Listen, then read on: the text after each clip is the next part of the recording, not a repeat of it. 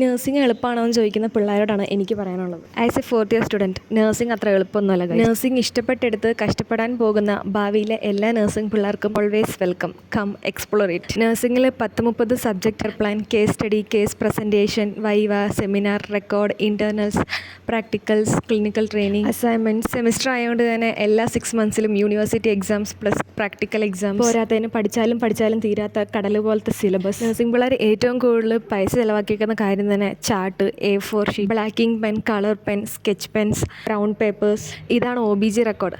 കാണാൻ ചെറുതാണെങ്കിലും ഉള്ളു വിശാലമാണ് ഗൈസ്. സബ്മിഷൻ ഡേറ്റിൻ്റെ തലേദിവസം തൊട്ട് റെക്കോർഡ് തുടങ്ങുന്ന പിള്ളേരുടെ തൊലിക്കെട്ട് നിങ്ങൾ കാണാതെ പോകല്ലേ. നമ്മൾ നഴ്സിംഗ് സ്റ്റുഡൻസിന് മാത്രം അറിയാം നമ്മൾ ഈ റെക്കോർഡ് എഴുതാൻ പെടുന്ന പാട്. എഴുതി നമ്മുടെ ജീവിതം തീരും. Because nursing is all about writing guys. എനിക്ക് റെക്കോർഡ് എഴുതുമ്പോൾ ഏറ്റവും ഇഷ്ടമില്ലാത്ത കാര്യമാണ് ഗൈസ് ഈ കെയർ പ്ലാൻ എഴുതുന്നത്. നിങ്ങൾക്കോ?